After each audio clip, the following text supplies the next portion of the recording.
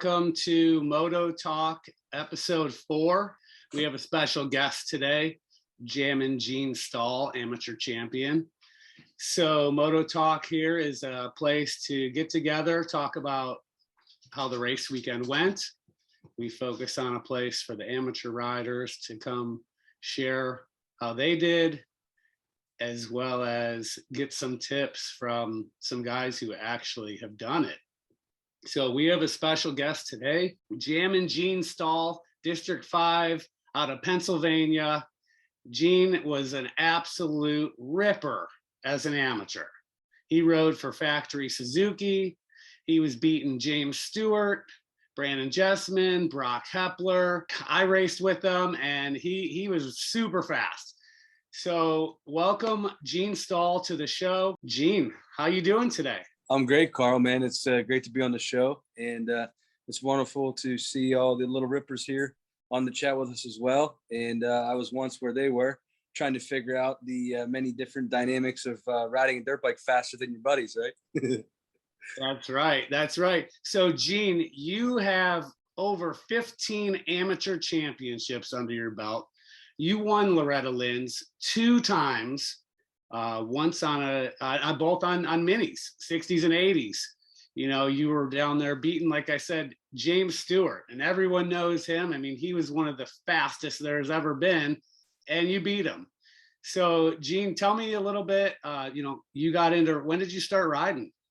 Yeah, my old man got me into riding, thankfully, when I was about 3 years old, 4 years old in that area, and we were just riding for fun in the woods around the house, and they would get together with a group of friends every Sunday and do a woods ride. And it was sort of like that was our church. And so we would do that on Sundays. And then when I was about 7 years old, we went out to the local fair race, Westmoreland Fairgrounds. And that sort of got the hook in both of us. And then from that point on, we pursued the racing as a professional hobby. And then, like you mentioned, Suzuki picked us up and we had a bunch of different sponsors and everything was, paid for or free, and then you got bonuses. And so it was a really great experience to sort of climb the ladder in an early industry. From 10 years old, I was contracted by Suzuki. And then, by the time I reached 18 or 19, I kind of had a string of injuries and, life took me on another route. And it was a fun career. We collected a lot of great wins and a lot of, top positions at the big races. And, injuries come with it. But again, everything that challenged me in my motocross career is turning out to be a benefit and an opportunity here post motocross career. And it's kind of fun to explore the areas of how we can, expand dirt bikes and how you go faster on dirt bikes and how you stay healthier, how you recover quicker. And, so all those things are kind of coming out as a result of pursuing that career. But dirt bikes were really fun early on. James and I battled a lot. Travis Pastrana was a great teammate. Him and I raced together a lot. I usually always got the whole shot, but he would usually win. And I just have a lot of great friendships we cultivated from that hobby and that profession. And that's one of the benefits to being a motocross athlete is you are now part of this family of motocross athletes and action sports fans. And it's a beautiful community to be part of. That's for sure. We appreciate you spending the time with us today. And hopefully some of the kids on the show today have some good questions for you. I remember you showing up with the factory Suzuki box van. I asked you for some photos you sent over, and that one with all your trophies, your bike and everything. That's like, that's an awesome photo, and you probably have that somewhere on your wall. Gene, I gotta ask. This is the infamous Moto Talk question: is what makes you, when you were a kid and you were racing, what did you love so much about riding? What made you want to do it, want to go to the races and continue to improve? What really kept you going? Well, I think it was the pursuit of a career that was there for not only just fun, but for monetary rewards and make a living, so to speak. And things that most children that age, 10 years old, aren't really considering. But when you are your own team at that age, doing good things and you're successful, these are questions you have to ask yourself, and these are sort of directions you got to figure out. And so it was sort of like, hey, we got to perform, because you're going to get paid if you perform well. But if you don't perform very well, guess what? You're going to get a pat on the back, but you ain't going to get many dollars to put back in the bank account to cover your fuel and your travel and all that crap. And so there was a lot of decisions, early on. We just matured fast. Pretty much all motocrossers, when you're successful, I think in any hobby, you're going to tend to mature faster. And, it was one of those situations, certainly. And, but there was also an element, of course, because the camaraderie was so awesome. And it was just like, this is my family. That's where I belong. And there wasn't a lot of questioning, like, should I be somewhere else? Or does this really make sense for me? Because it was like, when you're young and you get into it and that's all you know, and you sort of have these blinders on and there's all these things going on around you in life, but yet you're just laser focused on this moto career in your moto community. And it's just sort of like this bubble you're in, and that's great. But I was able to kind of see outside of that a little bit when I had some injuries and had some downtime. And all of a sudden, I just became curious. As I hope to stay always curious, and that was probably partially why I was let out of moto. But yeah, it was a great career, like I said, to have it early on in my life, because having the toolbox, having those fundamentals, and understanding, how to relate with solving things based on where it's at in the toolbox. Hey, I know the tool to fix this thing. It just applies pretty much everywhere in life. And so if you guys are learning from dad, mom on how to maintain the bike and so forth, and then you have competitors that are going to push you to be better athletes, better humans, and it's just a wonderful sport, man. It really is. So you really, you just love to win. I know that. And you felt like you had a family at the track. I mean, all your friends were there. You were hanging out in the pits. I'm sure you went to school and you couldn't wait to get back to the track that weekend. How did you deal with some of that pressure when you did get picked up by Suzuki? You're winning, maybe after your first Loretta Lynn's championship. How did you deal with the pressure of knowing that you had to go out there and you had James Stewart and Travis Pastrana, breathing down your neck, and you wanted to win? How did you deal with that? How did you show up to the line? What was your attitude like when you were like on a race day? Well, the goal was to try to show up on race day with an attitude like I've already won before I even got there. Like, it doesn't matter who's there. I know I'm fast enough, I'm strong enough. I did the work, I prepared. We got the equipment figured out. There's a lot of testing that goes in, week out, in between races. And so, between practice days and races, you're always developing your equipment and yourself and your team. And so, me and my old man, that we just had a natural talent. He was great wrenching on the bikes. I had a great natural talent for riding, and I wasn't scared to crash. And I had courage, and it was just a good chemistry for quite a while early on. And so, a lot of things were clicking, a lot of things were right. And so we're learning now as I'm coaching kids about these guys' age. And so we're learning, if you're really, really successful and dominant in your sport, that's wonderful. But remember that if you push too much early on and you just focus only on this hobby, then all of a sudden you now set up the perfect storm for burnout at about 18 to 20 years old. And we've seen it time and time again.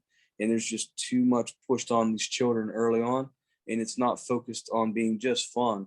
And that was my case. We didn't focus on, hey, let's stop at the state park on the way home from the track and just see stuff for a day or whatever, and just do things outside of dirt bikes and just get your mind off it for a minute. Because like anything else, if you don't take breaks, you're going to get burnt out. It's not going to be fun anymore. And I got pushed to that point. And so I think it's important to recognize just keeping this fun and recognizing how to have fun and how to just be playful, because these kids just want to play, having fun. And we take it so serious because we've, matured and we know all this awesome, wonderful knowledge, but only really the adults are really into this knowledge and the sort of breakdown and the mechanics and the stuff. And the kids are like, well, is there any fun turns or jumps on the track?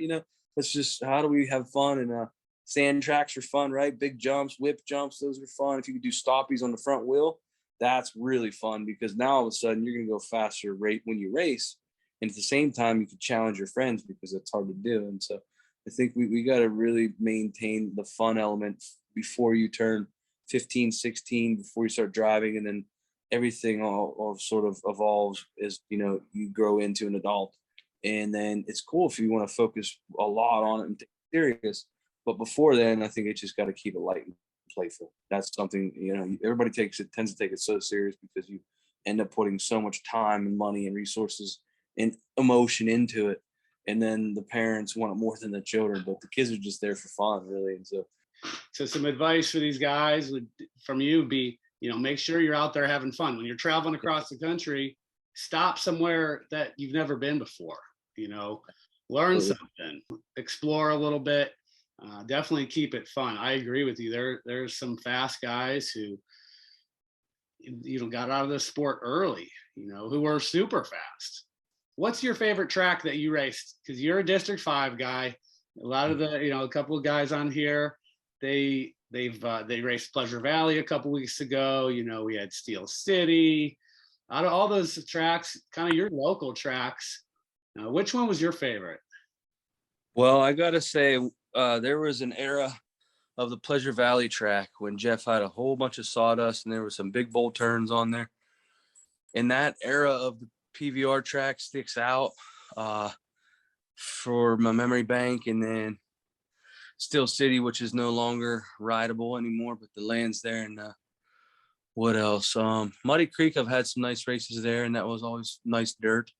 You're coaching, you learned a lot from racing. You had to kind of figure out what you wanted to do. You're coaching other kids. I love to see that. I'm doing the same. We got to pass on what we learned. Who was your coach growing up? Who did you look up to? Who was your mentor? We had a few coaches. We had Tony D starting off, and also Gary Semix initially, and then Ronnie Tishner. And between the three of them, and then just riding with other fast guys a lot.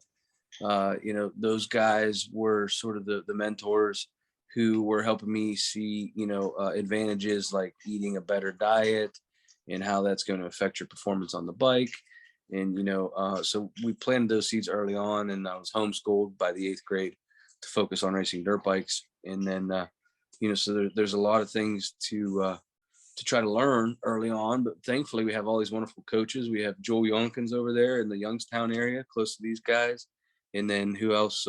You got your coaching thing going on? Yeah, Jones and Roman.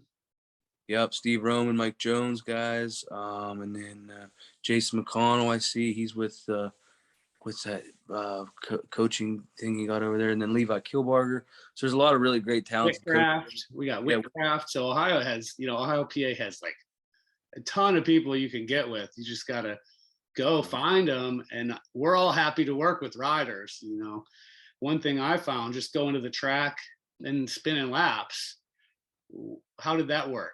Did you kind of, you really needed to get out there and do some drills and figure some stuff out, maybe do some suspension testing, make sure the bike's working right. What was like the hardest thing that you did that Dad had you doing when you were a kid? I think initially there was a small phase when we got on RM80s and jetting became especially important.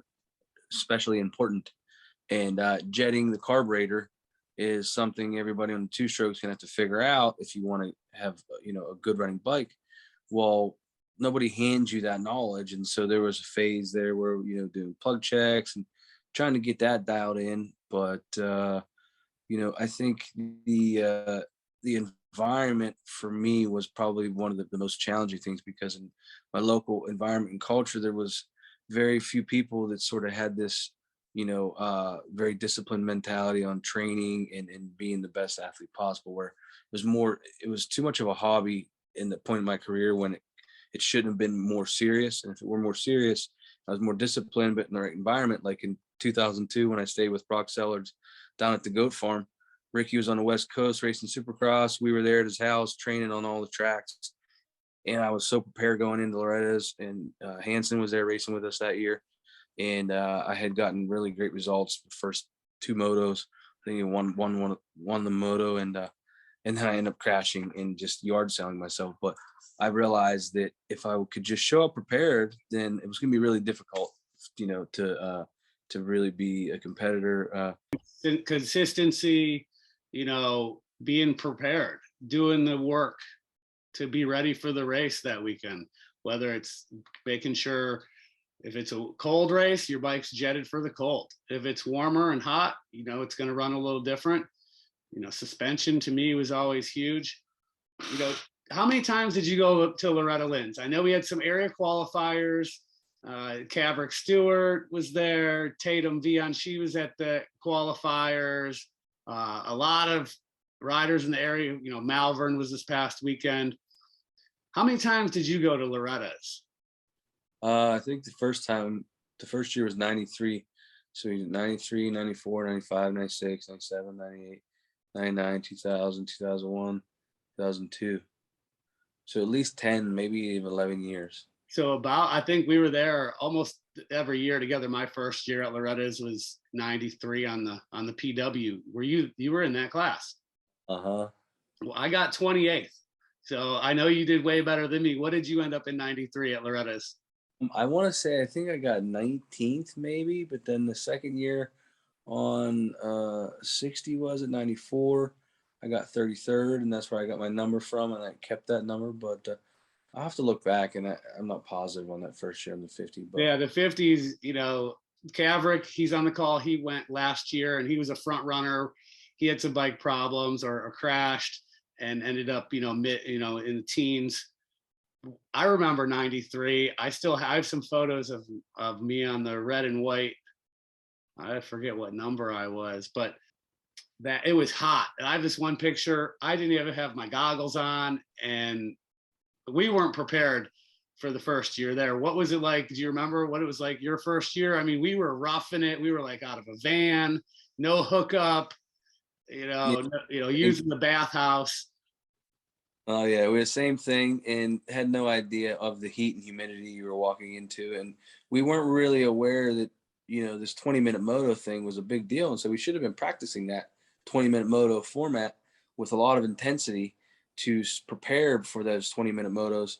And so there's just a lot of like, whoa, okay, we're learning, but it's just a great stepping stone to get there, and it's a great event everybody puts on, whether you rough it in a tent, whether you have a huge motorhome with hookups, it doesn't matter. But if you're lining up on the gate, man, everybody has done their homework, they've put in the effort, and you've graduated to earn yourself a spot on the gate. And so that's beautiful to get down there with the moto community and connect and be at the creek swimming, which to me I think is just as fun as the racing.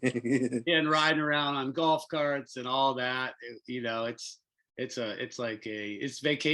pretty much everyone's dream vacation every year, to get down there and race and see everybody from all around the country. There's a lot of other amateur kind of nationals now. When we were racing, that was the one. That was the one where if you did well, you were getting picked up. If you didn't do well, someone else was taking your ride. And, you made it there, 10, 11 times, pretty much every class. It's all, and I've also collected 10 concussions. So my memory throughout those years, and because you're always doing real similar stuff pretty much week in, week out, it's like, if I see pictures, I can kind of get a memory, I suppose. But there's just so many. The helmets are way better now. I'm sure if we had those better helmets, you and I, we might have a better memory these days. That's for sure. So you got 2 Loretta Lynn's championships.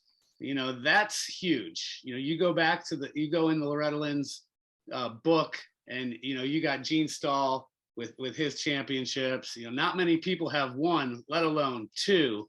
What was leading up to that, what was your favorite race of all time? Was it Loretta's winning those years, or was there another race that stands out? Absolutely. The Loretta win in 95 was the pivot point that really showed my father and I that, this could be something that could pay off. So we should maybe, be serious, because at that point you getting all kind of offers that are coming to you after you win a race like that.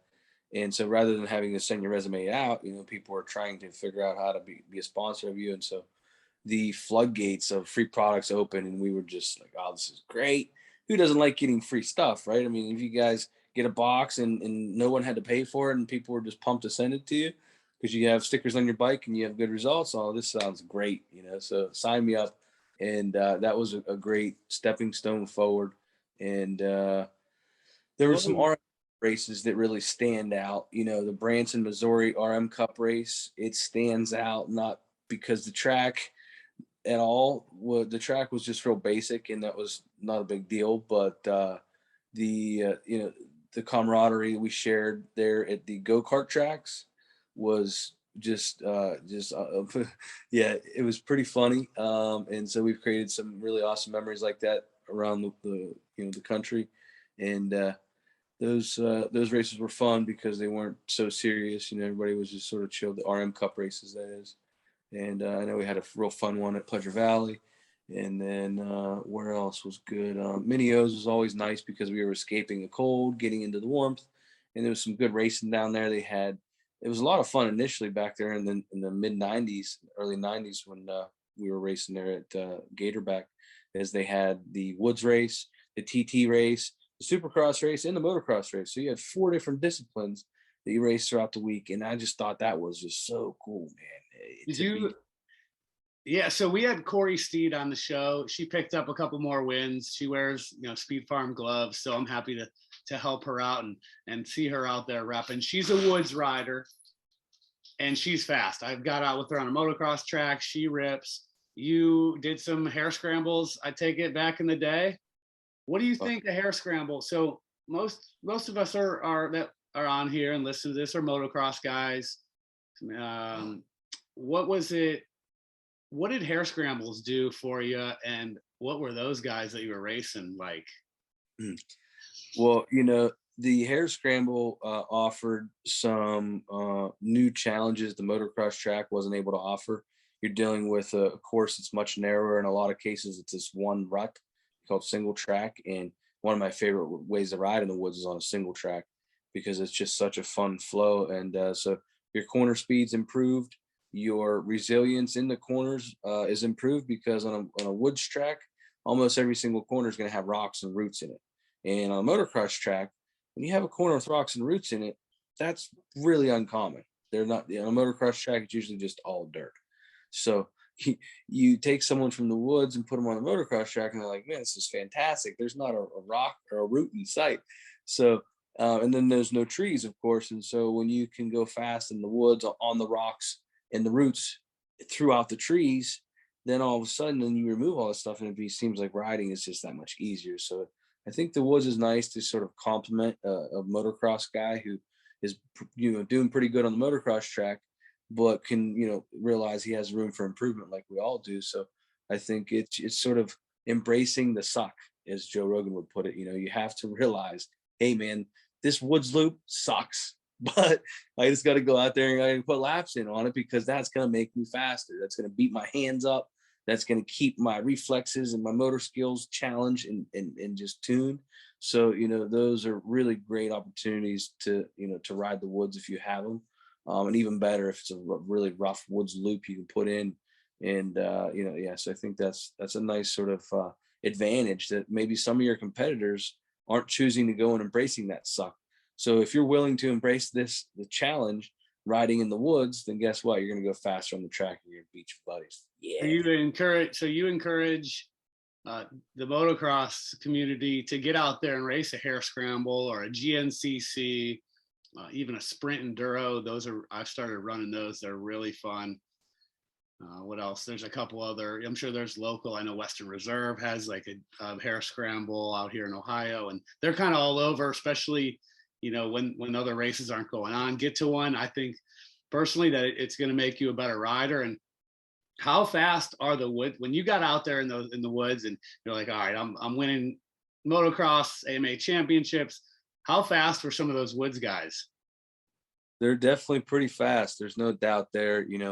Good thing for the motocrossers in the woods race, typically, at least in the GNCCs, is you'll typically have some sections that reflect a little bit more of a motocross track. And so we have some advantages there. But yeah, those guys are just going so fast, and their stamina is what really outshines the motocrossers. So maybe even if they're the same speed as a motocrosser, they are training and programming their whole setup to be 2 or 3 hours long. And that's a lot of intensity for a lot of time. So the motocross athletes, again, they're going to gain new challenges and benefits by going to the woods race because it's now 2 or 3 hours long. That's a long race. Yeah, those guys show up to a motocross race 5 laps and they're not getting arm pump. That's for sure. So back to, you said you had some pretty cool sponsors when you were growing up. What was your favorite one that you like would send you stuff and you were so pumped to open that box and get cool stuff? Who were like some of your favorite sponsors and what did they send you?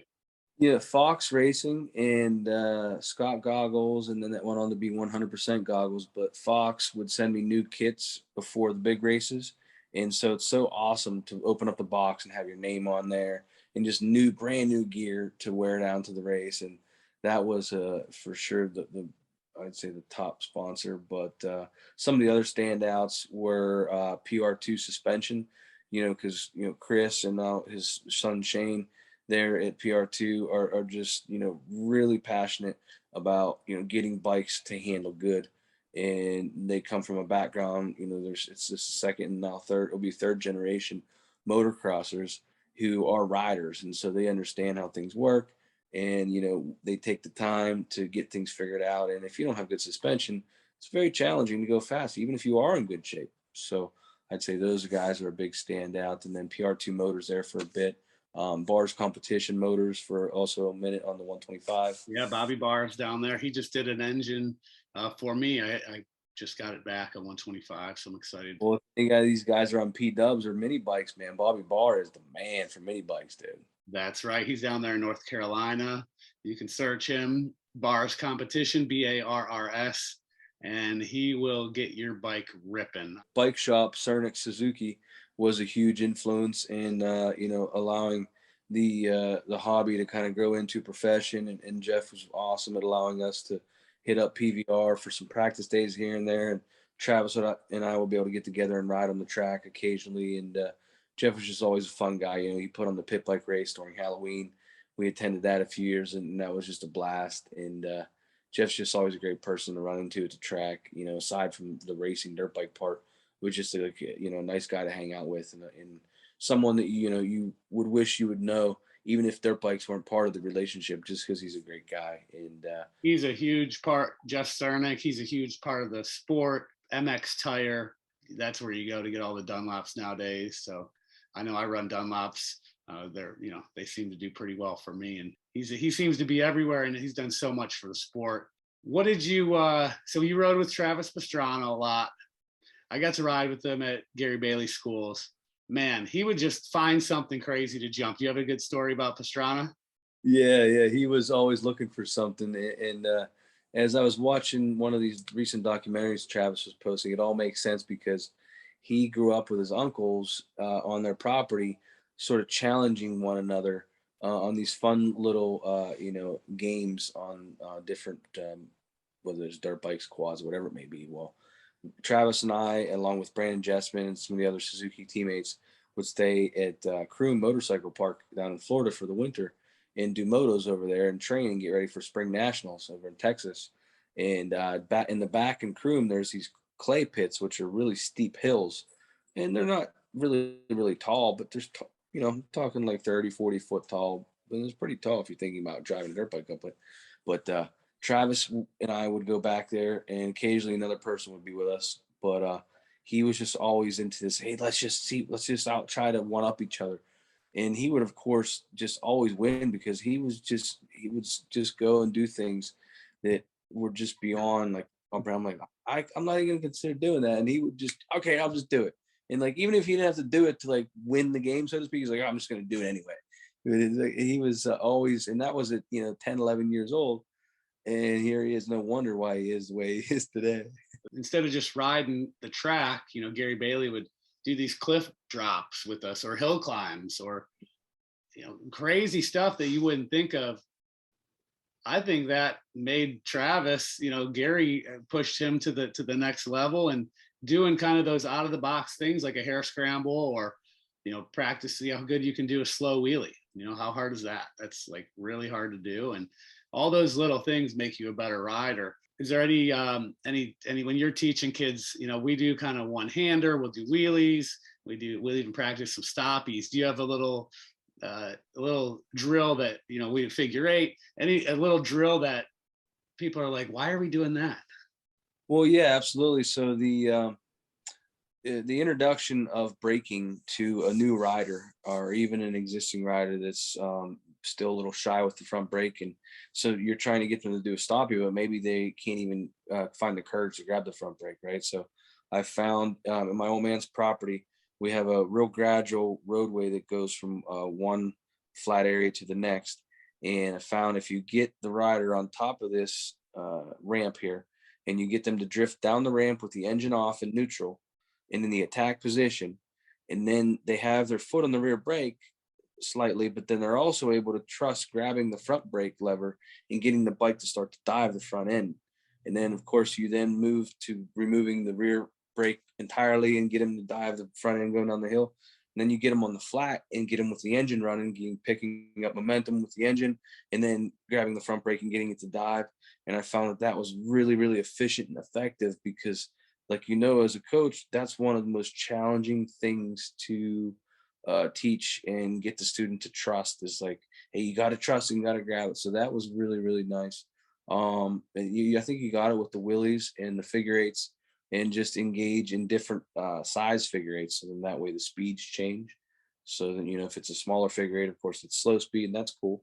But then when you widen it up, it's going to make it bigger, you know, faster. And so that's a nice way to, you know, increase. And like wheelies, a figure eight, stuff like this. I mean, you could literally do it in the smallest backyard that you have or a little field. We don't need a full motocross track to go learn. You know, you could put a little woods loop in, like you said. That doesn't take much except take your dirt bike through the woods a couple times and there's your track. You know, I think those things helped me racing. I didn't win as many championships as you. I was always trying to catch you though. These guys would start doing fingertip push-ups right now. By the time you got on big bikes, your hand and your grip strength would be so strong that you would just be manhandling those handlebars. And, you know, the parents got to get that in there as a weekly regimen today. You're on 50s and 60s, because that's one of the things, you know, increase and engage your balance, because ruts are going to be what makes or breaks, you know, the bank there. And so if you can go fast in the turns because you have good balance in the ruts, guess what? You're going to be doing really, really good, because it's easy to go straight in a fast line. Almost anybody can do that.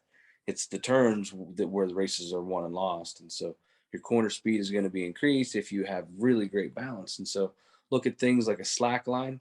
You could find that it's basically like a ratchet strap in between two solid points, and you basically go across it like a tightrope. You walk it, and I have one in my yard here. I just practice because I like it and it's fun. But it's also training and helping these lateral muscles, you know, strengthen themselves. And that's what you need in a rut is lateral muscles. If you think about life, everywhere we go is we're not using lateral muscles unless you're ice skating or something like that, or rollerblading. You're not using these side to side muscles. And if you do use them, it's very seldom. So engage in ways to increase your balance by challenging your lateral muscles through different you can do one legged exercises so you can get your balance, and you know, and keep the bicycle close by, and keep the other forms of sport and hobby also in the regular loop. Because if you just keep going dirt bike, dirt bike, dirt bike, the other guys who are breaking it up and not making it, you know, wearing it out, they're going to go faster, because that's the reality is you have to take little breaks from everything, including dirt bikes. The one thing I found was once the mini O's were over, I pretty much was hoping for a new bike for Christmas, get ready for the area qualifier, whatnot. You know, I was on the wrestling team since, you know, first grade, I believe. So all winter I wrestled, didn't really get on the bike much. I maybe in the winter try to put some studs in the tires or try to go ride in the snow. It never really worked. It was cold. Bike didn't. That was, yeah. And then, you know, the indoor stuff really was that you didn't get much track time. You know, it was pretty dangerous. It really wasn't worth anything. It was expensive. So I took up time off. So you'd encourage the riders to find another sport to be involved in, another hobby, to kind of break up the moto part of it. Instead of focus on racing right after Christmas till area qualifier, maybe take some time off and focus on, you know, like for me, I was on the wrestling team. What did you like to do when you weren't racing? Well, and we would do a lot of bicycling. We have mountain bikes, and what else? Let me think back to that era, what I was doing for fun. We would travel to like swimming holes and stuff like that. And then just travel in general, beyond, 18 years old. I was starting to travel and explore below that. It was sort of, the campfires and hanging out and just being around your friends and spending time, whether it's swimming at a buddy's house or going to the river and doing water sports and summertime activities. But yeah, in the winter, of course, you have the snow activities, and who doesn't want to be sled riding and getting in the snow and just being a kid? So, that's an important part of what a lot of motocross families tend to overlook is they start treating their child like he's a professional athlete and he's 10, 11, 12 years old. And granted, I know their intentions are well, but the whole point of being a child is to have that opportunity to just be playful, be a kid. And then inadvertently we're eliminating it because of our desires as the parent, and we don't embrace the importance of the playful period in that child's life, to just have fun and be playful. Do not take anything too serious at all. Just be light and have a lot of laughter, and just keep it playful, because that's that one period in life when you can do that. And then beyond that, okay, and then it's time to get serious for the whole rest of the time, I guess, until you're retired or whatever. I don't know. So Gene, you had a successful amateur career. You had some injuries and stuff that kind of held you back from really making it at the pro level, but you learned a lot during that time, and you were able to, now you're a musician, you're a tour guide, you're a stunt man. See you out there being a stunt man on the Harley. You still coach, you still ride. I know these guys have some questions for you, so let's turn it over here. So Caverick Stewart, he's kind of the one behind this podcast. It's his idea. I give him all the credit for getting Moto Talk going. Cav, do you have any questions for Gene? How did he feel after his first Loretta win? Good question. It was just a surreal feeling. I don't know that we were going in thinking that we were going to win. Of course, we were hopeful, but for it to be out, it was just really one of the best feelings ever. We won it in the mud in '95. I think it was only 2 motos instead of the 3, and it was really challenging conditions just to stay up, not the bike not breaking, and it was just so awesome. The love and support that you got from the friends and then the sponsors afterwards was just so awesome. And then that's part of what fueled the whole rest of my 13-year career. And a huge trophy, right? How tall was that trophy? Huge trophy, and going up on the for the awards ceremony in front of everybody and collecting your trophy. And I got a free mountain bike from Kawasaki. And then, I got, I just got unloaded with sponsors the next year. And so the race itself was really challenging, I remember, because it being a muddy race, it's really easy to make mistakes. And so it was really, really nervous. You're a PA guy, being from this part of the country, is we have no choice but to ride in the mud, go practice in the mud, and if you ride the mud, you can ride in anything. That's for sure. It's a nice way to also practice from time to time. Is hey man, it's going to be a mud day. Well, let's get our mud gear set up. Let's just go through the motions, and we got to put seat time in all conditions, because the races, they're going to happen regardless of what the weather is. And so, getting that seat time in the mud is going to go a long way, even though it may not seem fun. You got to embrace the suck. That's right. Cav, you got another question for Gene? What was his worst dirt bike injury? Good question. I don't know if you can see it on the camera here, but can you see this scar on my head? Oh, so yeah, I had ear to ear. They call it a craniotomy, and so I had 40 staples in there to close it back up, but they peeled my face off, and I had 16 fractures in this side of my face here. And I was woods riding right by my house doing a practice loop for we do a 1-hour moto, and I somehow or another accidentally ran into this tree that was growing sort of almost horizontally, and I hit that tree right in between my helmet where my goggles are at, and it shattered my face. As I fell off the bike, I broke my femur for the second time. So the femur had hardware in there from the first break, and because I was growing for 2 years from being 19 to 1, It was like a 7-hour surgery to get the old hardware out on my femur to repair it. And then I have 2 plates in my face. They're about 5 millimeters big. I have one right here and I have one right here. But for all 16 fractures, and the only thing that's really changed is my eye socket has been pushed slightly in and also tilted upwards. But it's so minute that unless you kind of look at pictures, you may not really even notice. So, I mean, that's pretty impressive. That's a pretty wild injury there. You know, it's something that unfortunately in this sport, you just don't know. You know, we're going fast.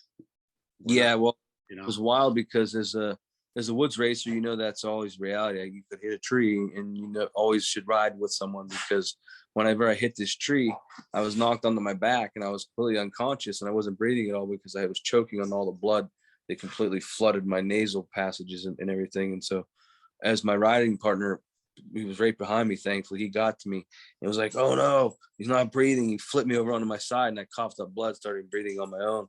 And so it was a gnarly crash back in 2007. And yeah, that was a good question though, bud. And injuries do come with the sport, but again, with risk comes reward. And, you know, challenges create opportunities.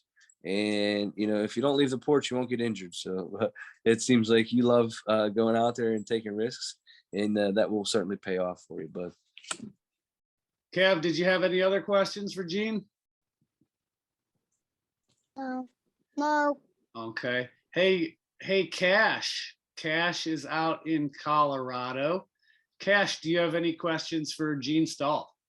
How was it racing? How did you feel about racing against James Stewart? Well, I always knew James was going to be really fast. And so I knew I was going to have to be, you know, riding my best that day to have an opportunity to be competitive with him. And we were really aggressive racers sometimes when we would race each other. And so there was always that element of going to the gate and just knowing that, you know, there was a fierce competitor on the line, and James was always going to give it his all. And so if I intended on going his speed, I better figure out how to go faster. And he was always going to figure out how to find more speed. So he was a tough competitor, and it was always usually a great battle. So I was always going to come out of the other side really exhausted. Cash, you got any more questions for Gene? Yeah. Do you like woods racing or motocross racing? Well, I like motocross racing for the most part. And when I do go in the woods, I like mostly a woods ride, mostly because the woods race is so long. So in order to get conditioned to go 2 or 3 hours in the woods, it takes I'm talking probably like 6 or 8 months of conditioning for me to feel strong for that entire 2 or 3 hour woods race. So the motocross race, you got maybe 20 minutes tops, and it's much more reasonable to come off the couch and get somewhat conditioned to go out and just spin a few laps and maybe not 100% speed. So, I mean, I like both woods and motocross, but if you're just going to say racing, I like motocross racing because I don't have a lot of time to prepare for races nowadays. And so the woods racing takes a lot longer as well. All right, good question. Cash, do you have any other questions for Gene? Yeah. How did James Stewart beat you? No, he beat him. Oh, did you beat James Stewart?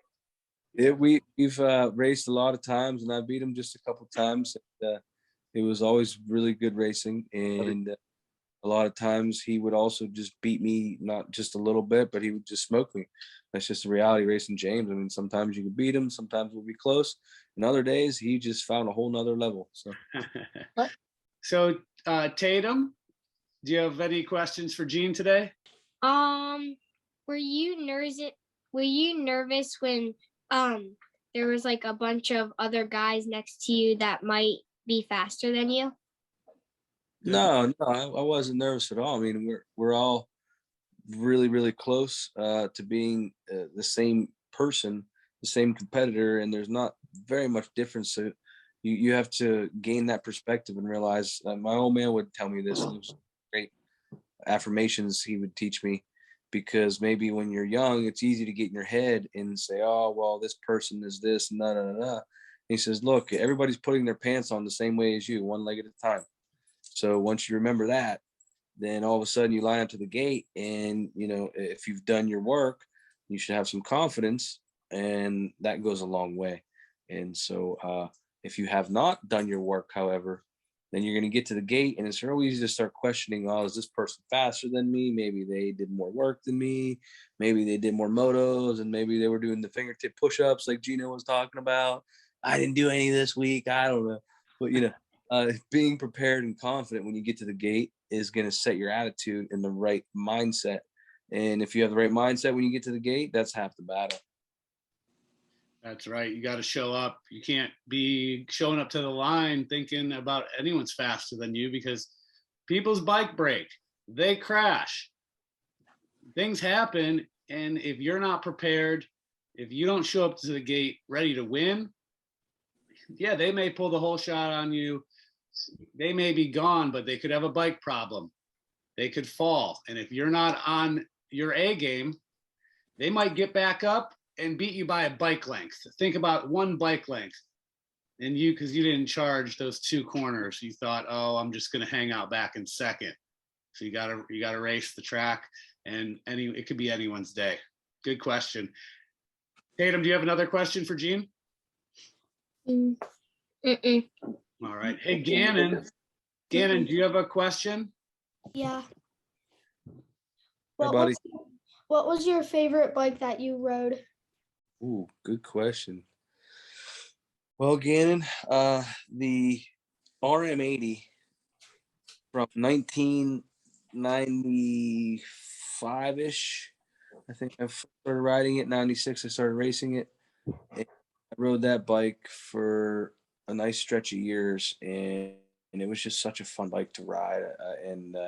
I had the big wheel RM80, and I was beating guys on RM125s, and just able to go so fast on these RM80s. And it was such a resilient, reliable bike.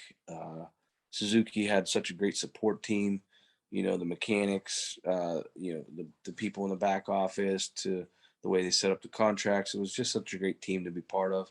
And now the Suzuki 125 was really, really phenomenal as well. As a two-stroke connoisseur, I still have the 2003 RM125.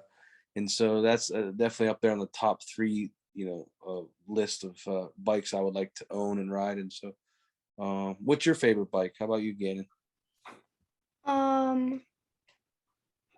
So far it's the 65 What kind? YZ.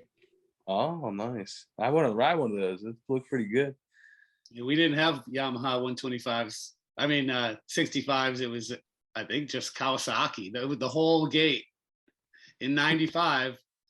There was no other brands. It was Kawasaki across 42 gates.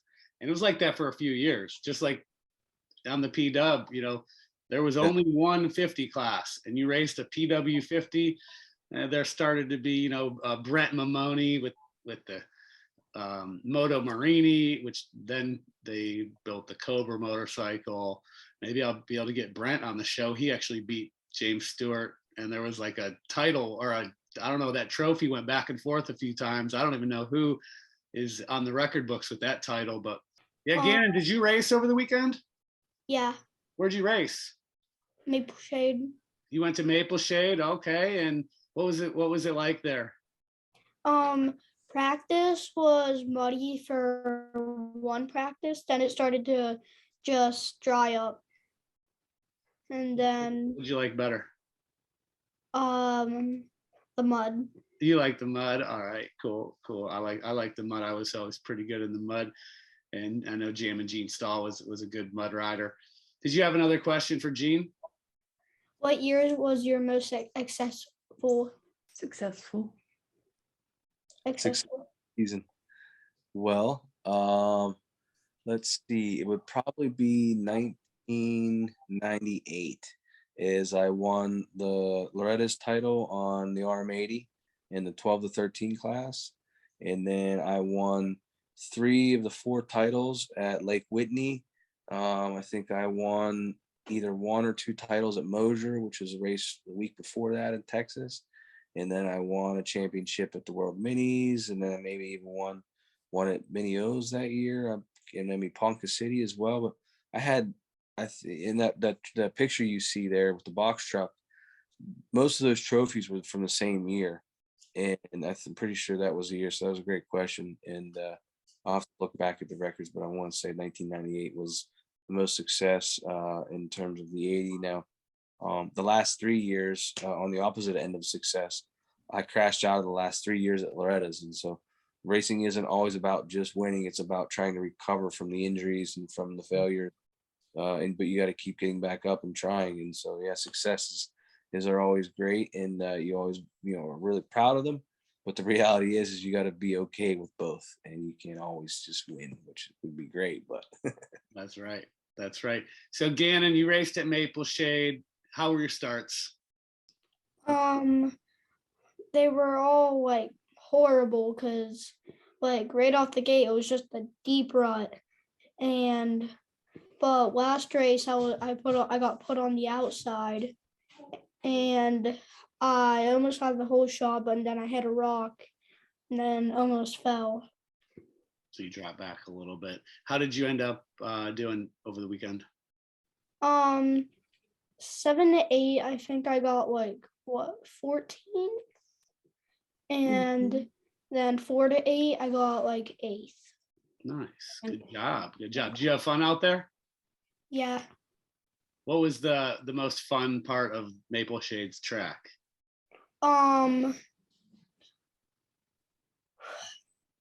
Everything. It was all fun. You just loved to get out there. And did you see any of your friends at Maple Shade? Yeah. And Gannon, who do you want to thank? Who are your sponsors that help you? Dad, O'Neill Spy, Jones and Roman, Jesse Semino, Amsoil, and that's it.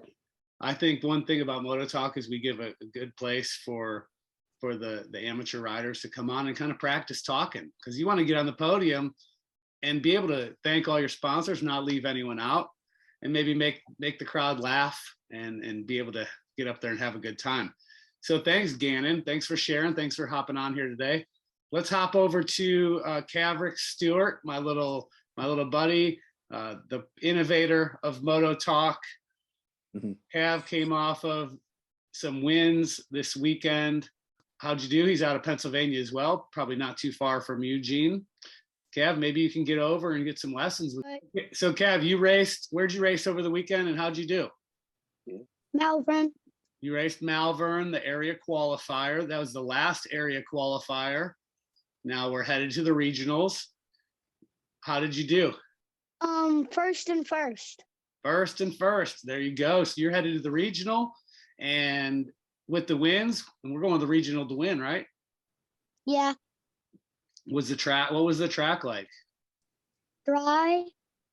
Do you like it dry, or do you like the mud? The mud. You like the mud? You go fast in the mud? Yeah. Did you get the whole shot? Or did you have to make some passes? Yeah, no, almost.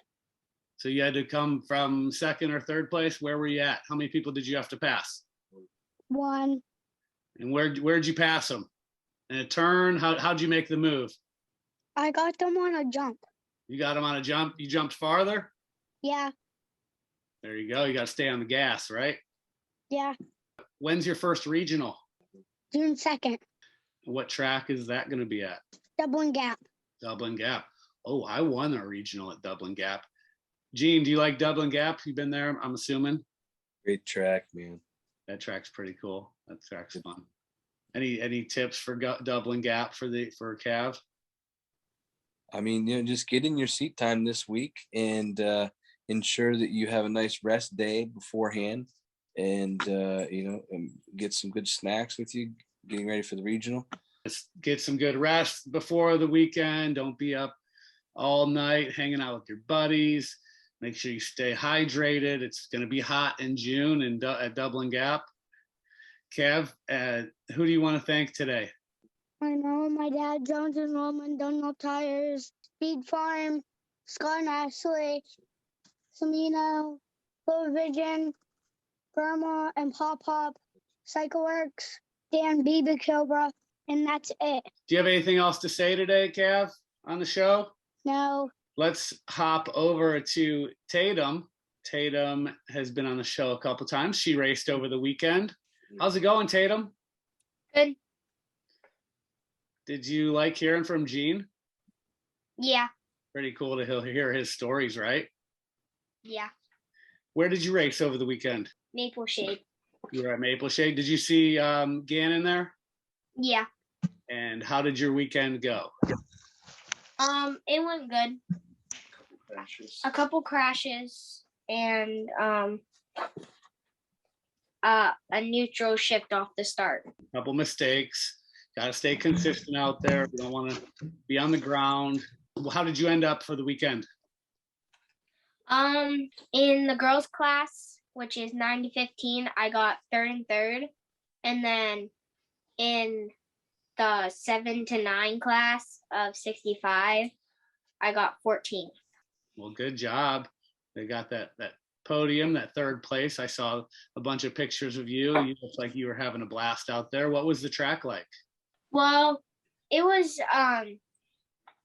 like really dry, and then it rained for like 20 minutes, and then it was really muddy for my second race for the 65, and then it was just nice after it rained and dried up just a little bit. What do you like better, the mud or the dry? Well, the mud you use more energy, so I like the dry better. Plus, it's easier to hit jumps and stuff. Did you, when you fell, was it in the mud? Yeah, and then the second race of the 65, me and this kid, our foot pegs got stuck together, and we fell into like this big mud puddle. Oh, geez. Were you covered in mud? No, I kind of saved myself by landing on my bike. Well, thanks for hopping on today, Tatum. Who do you want to thank? Speed Farm, Smooth Speed, Cycle Motion, Motorex, and Flow Vision. All right, thanks, Tatum. Well, I want to give a shout out to my motocross coaching school. It's called Pattern Logic Motocross. And at Pattern Logic Motocross, we not only provide the instructions on how to ride a dirt bike faster, but we also can build you the dirt bike track anywhere you're at in the country. And so I can run any equipment, and I can build you a sweet track or 2 or 3. And then we also can help you getting your bike set up in terms of suspension and motor and all the little details. And so I haven't had a lot of time to engage in that one, but of course, at some point I would like to spend more time with it. And our one rider we mainly focus on is Luke Fowser, you may know. He is a KTM Orange Brigade guy. And I do a little coaching with Colton McKnight, who's a local District 5 guy. And some other local guys on 60s and 80s have coached a little bit in the past. And I'm excited to build more tracks for riders. And so whether you got a small area and a skid loader, or you want to have a big field converted with a weekly dozer rental, I can manage getting the dozer lined up and operating to get an awesome facility in place for you. And that you could check that out on Instagram at Pattern Logic Motocross.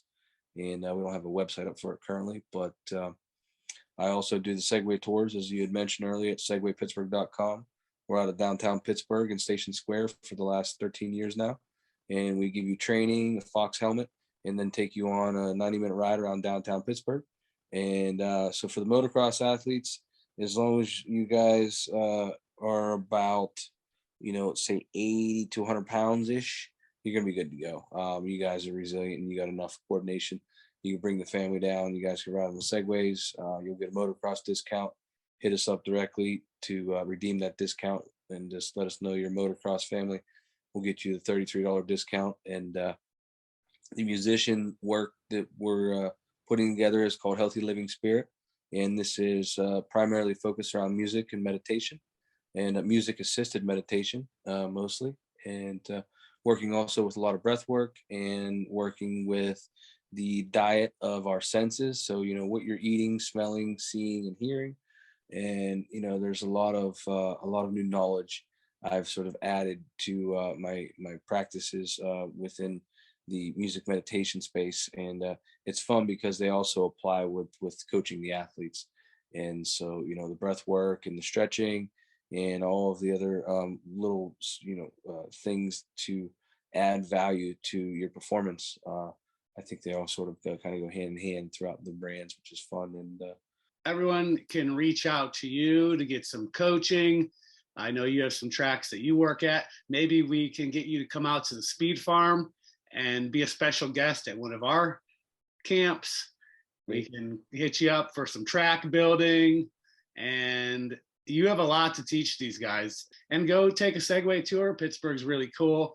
Thanks a lot, Gene. We are so thankful to have you on the show today, and we will be catching up with you soon. So, it's been my man. Thank you. Welcome. Nice meeting everybody. Thank you. You're welcome. so go follow Gene on Gene. What's your Instagram again? My Instagram handle is pattern33, and find the Segway Instagram at Segway Pittsburgh 33, and then the Pattern Logic Motocross, and then Healthy Living Spirit. And check me out on all the socials there. Spending time on the podcast and catching up with you, Carl. Thanks for inviting me on, man, and maybe I'll come on again sometime soon. All right, stay tuned for what's coming up next on Moto Talk, guys. Thanks for tuning in, episode 4 with Jammin, Gene, Stull. We'll see you next time, episode 5. We got a special guest. Get fast or get last.